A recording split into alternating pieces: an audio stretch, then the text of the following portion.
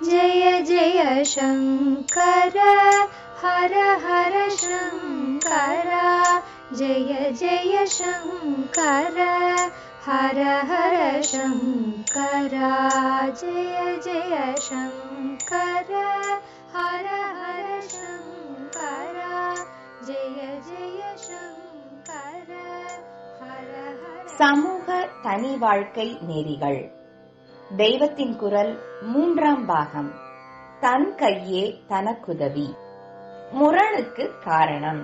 இந்த கதையெல்லாம் இப்போது எதற்கு அளக்கிறேன் என்றால், நான் நம் ஹிந்து தர்மப்படி பரோபகாரம் செய்ய வேண்டும் என்பதை எம்பசைஸ் பண்ணினதில் தனி ஆள், குடும்பம் இவற்றின் காரியம் கெட்டுப் போகும்படி பண்ணிவிட்டேன் என்று ஒரு கம்ப்ளைண்ட் வந்திருக்கிறதென்றால், இதற்கு நேர்மாறாக நம் மதத்துக்கே தனி ஆளும் அவனை உருவாக்கிறதும் அவனால் உருவாக்கப்படுவதும் ஆன அவனுடைய குடும்பமும் தான் அச்சாணியா இருக்கிறதே ஒழிய பொதுப்படையான ஜன சமூகம் அல்ல என்றும் ஒரு கம்ப்ளைண்ட் இருக்கிறது என்று காட்டத்தான். பரோபகாரத்தை விஷயமாக எடுத்துக்கொண்ட போது நான் தனி ஆளின் கடமை, குடும்ப கடமை இவற்றை நெக்லெக்ட் பண்ணிவிட்டேன் என்கிற மாதிரியே நம்முடைய சமயாச்சாரங்களை பற்றி நான் பேசுவதை மட்டும் கேட்டுவிட்டு சொசைட்டியை நான் இக்னோர் பண்ணினதாக சண்டை போட்டவர்களும் உண்டு. சண்டை என்றால் சண்டை இல்லை. வசவு என்று நான் சொன்னதை கௌரவமான முறையிலேயே அவர்கள் பண்ணினார்கள் என்பதை போல சண்டையும் மரியாதையாகத்தான் போட்டார்கள். நான் தான் அதில் இருக்கக்கூடிய நியாயம் எனக்கு நன்றாக உரைப்பதற்காக சண்டை என்று சொல்லிக் கொள்கிறேன். நான் சொன்னது எல்லாவற்றையும் பேப்பர்காரர்கள் போடவில்லை என்று சமாதானம் சொல்லி நான் தப்பித்துக் கொள்ள இஷ்டப்படவில்லை. அந்தந்த சமயத்தில் எந்த விஷயத்தை எடுத்துக் கொள்கிறேனோ அதில் கேட்பவர்களுக்கு கெட்டியான பிடிமானம் உண்டாக வேண்டும் என்றே அதை கொஞ்சம் ஜாஸ்தியாக ஸ்ட்ரெஸ் செய்து விடுகிறேன் என்று தோன்றுகிறது. இப்படி சொன்னால் கூட பிரத்தியாரை உத்தேசித்துதான் இப்படி செய்கிறேன் என்று காட்டி எனக்கு நல்ல பெயர் கேட்கிற மாதிரி இருக்கிறது. அதனால் இப்படியெல்லாம் நியாயம் கல்பித்துக் கொள்ளாமல் எந்த சப்ஜெக்டை எடுத்துக் கொள்கிறேனோ அதுவே என்னை கொஞ்சம் இழுத்து கொண்டு போய் விடுகிறது, அதன் பட்சமாகவே என் கண்ணை திருப்பி விட்டு விடுகிறது என்று வேண்டுமானால் ஒப்புக்கொண்டு விடுகிறேன். என் விஷயம் இருக்கட்டும், இப்போது பொது விஷயத்தை பார்க்கலாம். வைதிக சமயானுஷ்டானம் என்பதை பார்த்தால் அது முக்கியமாக தனி மனுஷனைத்தான் சென்டரில் வைத்திருக்கிறது. அதில் ஒரு அங்கமாக சொல்லி இருக்கிறது தான் பரோபகார சமூக பணி.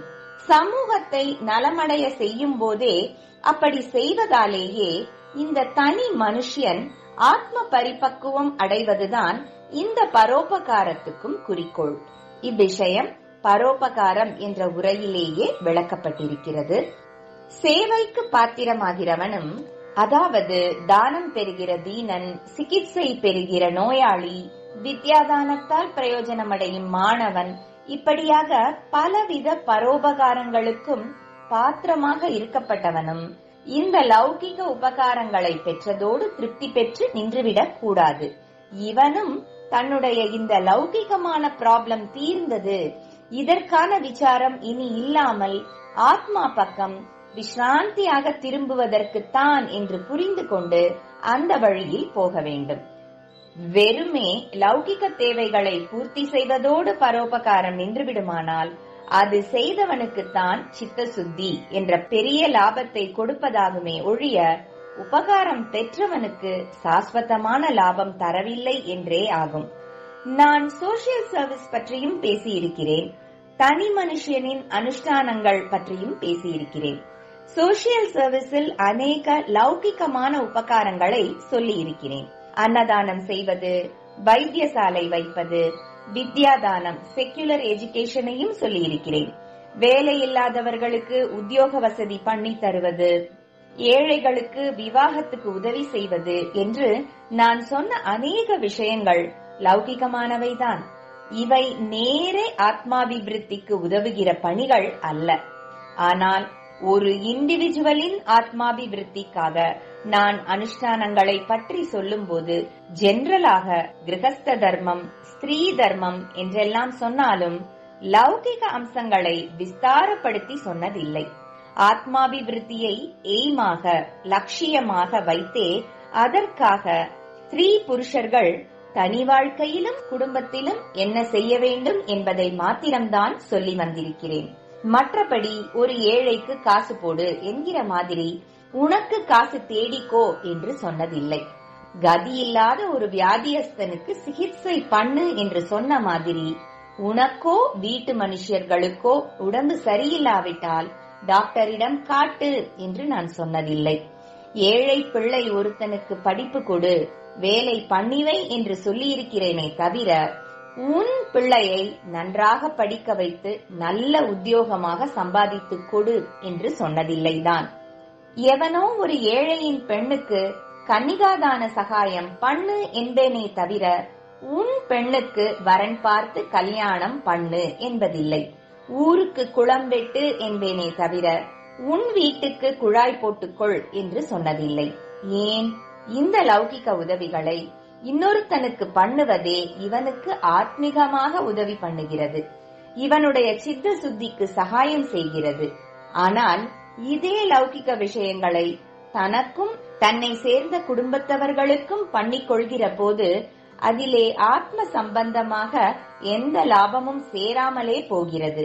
காரணம், தான் தன் மனுஷர் என்பவர்களுக்கு செய்வது தனக்கே பண்ணிக்கொள்ளும் உபகாரம்தான். அதாவது லௌகிகமான லாபம் இவனுக்கே கிட்டுகிறது. நிறைய பணம் நஷ்டப்பட்டு பெண்ணுக்கு கல்யாணம் பண்ணி பெரிய இடத்தில் ஒப்படைக்கிறான் என்றாலும் கூட அதிலும் நம் பெண் நல்ல இடமாக போய் அடைந்தாளே என்ற ஸ்வய பாச திருப்தி என்ற லௌகிகமான ஸ்வய லாபம் இருக்கத்தான் செய்கிறது. லௌகிக லாபத்தை பிரத்தியானுக்கு கிட்ட பண்ணினால் அதற்கு பிரதியாக இவனுக்கு ஆத்ம லாபம் கிடைப்பதே நியாயம். லௌகிக லாபமே நேராக இவனுக்கு கிடைக்கிற போது அதற்கு குட்டி போட்டுக்கொண்டு ஆத்ம லாபமும் எப்படி கிடைக்கும்? ஜெய ஜெய சங்கர, ஹரஹர சங்கர, மகா பெரியவா சரணம். जय जय शंकर, हर हर शंकर, जय जय शंकर, हर हर शंकर, जय जय शंकर, हर हर शंकर.